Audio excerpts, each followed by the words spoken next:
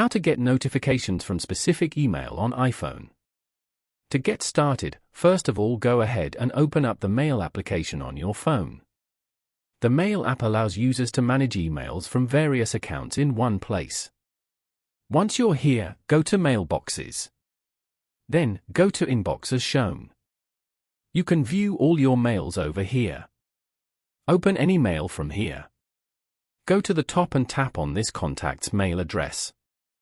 And then, select View Contact Card.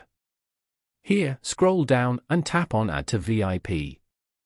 After that, tap on the tick icon at the top right corner. As you can see, there is a flag icon beside this mail.